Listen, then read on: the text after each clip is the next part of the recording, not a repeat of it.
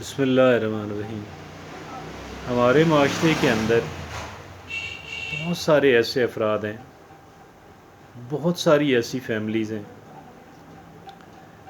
کہ جن کا یہ کہنا ہے کہ میری ترقی اس وجہ سے نہیں ہو سکی، میں برے حالات میں اس وجہ سے ہوں کہ مجھ پہ جادو کیا گیا ہے، اور میں جادو کرنے والوں کو بھی جانتی ہوں۔ یہ کہنا بہت ساری فیملیز کا ہے، بہت سارے مردوں کا، اور مردوں سے بڑھ کر بہت ساری عورتوں کا یہ کہنا ہے، اور یہ لوگ جادو زدہ ہیں۔ جادو زدہ ہر وہ شخص ہے کہ جو اپنے معاملات کو بہتر نہیں کر پا رہا، جو بہتری کی سمت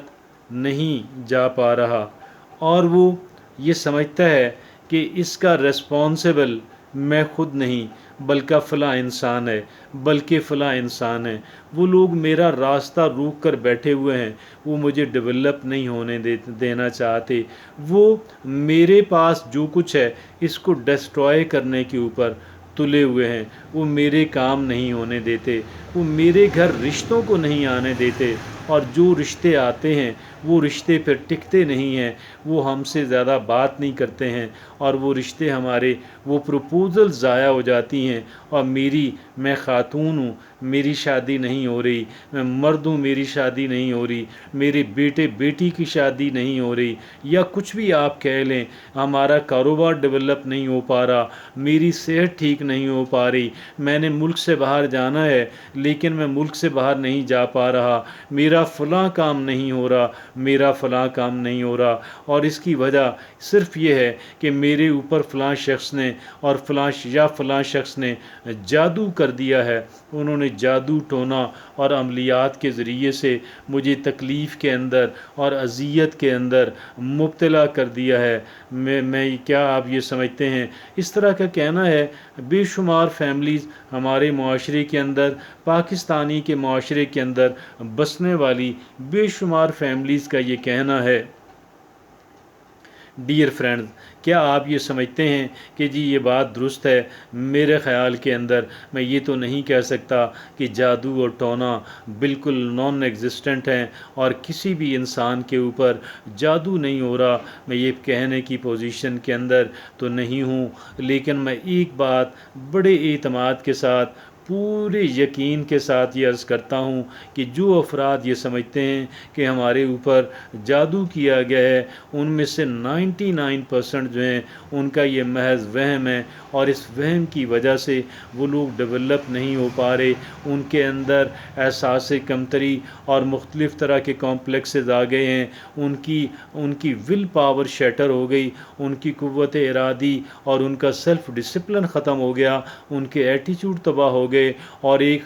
سٹریس کے اندر رہتے رہتے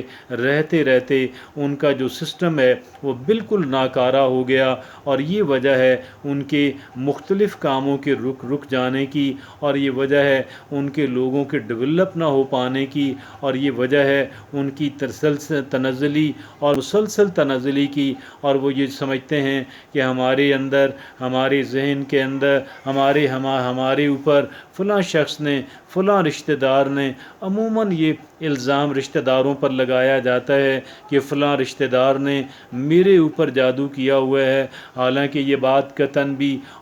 بھی درست نہیں ہوتی۔ میں نے یہ عرض کیا، میں بھی 100 میں سے ایک یا شاید 500 میں سے ایک انسان کے اوپر جادو تو ہو سکتا ہے، اتنی بڑی تعداد کے اندر لوگوں کا جادو زدہ ہونا میرے سمجھ اور عقل سے باہر ہے، اور اگر یہ جادو اسی طرح کا ہوتا تو اس کا مطلب تو یہ ہوا کہ ہم ان افراد کو کہ جو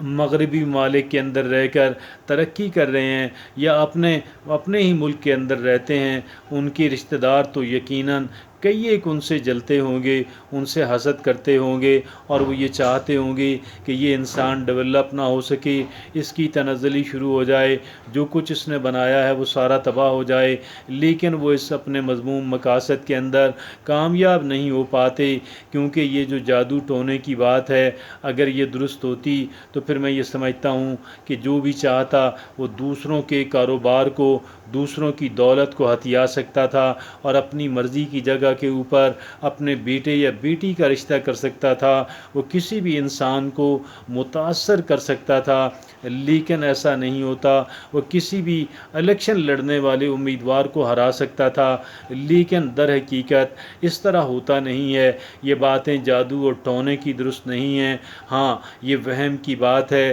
یہ سپرسٹیشن کی بات ہے، اور ہمارے معاشرے کے اندر سپرسٹیشس افراد کی تعداد ایک بہت بڑی تعداد بن چکی ہے۔ شاید ہم یہ چاہتے ہیں کہ ہم بغیر محنت کے، بغیر ترقی کے، بغیر درست فیصلے کیے، بغیر محنت اور ڈسپلن کے ہم ترقی کر سکیں، ہم خوشحالی حاصل کر سکیں۔ در حقیقت یہ بات ہوتی نہیں ہے۔ ترقی سب سے پہلے ایک انسان کے ذہن کے اندر ہوتی ہے، اور جب ایک انسان کا ذہن ڈیولپ ہو رہا ہوتا ہے تو اس کے جو بازو اور اس کے جو ٹانگیں اور اس کی جو زبان اور اس کے تمام تر آرگنز جو ہیں وہ سارے بہتر انداز کے اندر کام کرنا شروع کر دیتے ہیں۔ ایک انسان کی سوچ اور رویے بہتر ہو جاتے ہیں، ایک انسان کی ڈیسیژن میکنگ پاور بہت بہتر ہو جاتی ہے، اور سب سے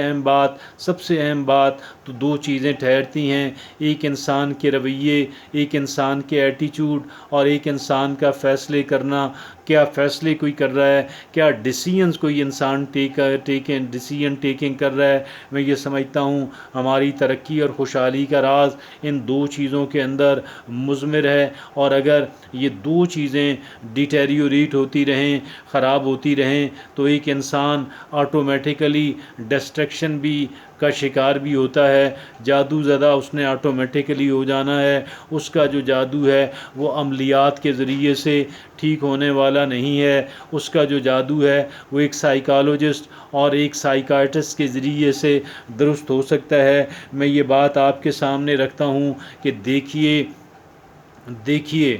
دیکھیے اگر اللہ رب العزت آپ کو کچھ دینا چاہتے ہیں تو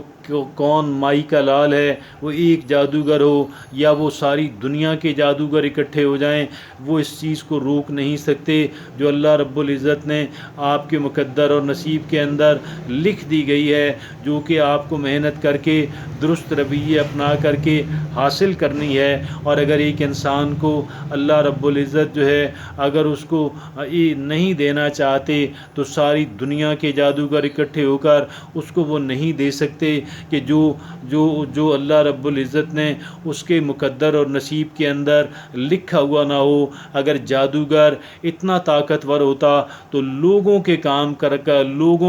لوگوں کے ذہنوں کے اندر وہم بھر کے لوگوں کو گمراہ کر کے پیسہ حاصل کرنے کی بجائے وہ اپنا خود پیسہ کماتا اور پیسہ اس کے پاس اڑتا چلا آتا، لیکن ایسا نہیں ہے۔ ایک انسان جو ہے وہ لوگوں کے ذہنوں کے اندر وہم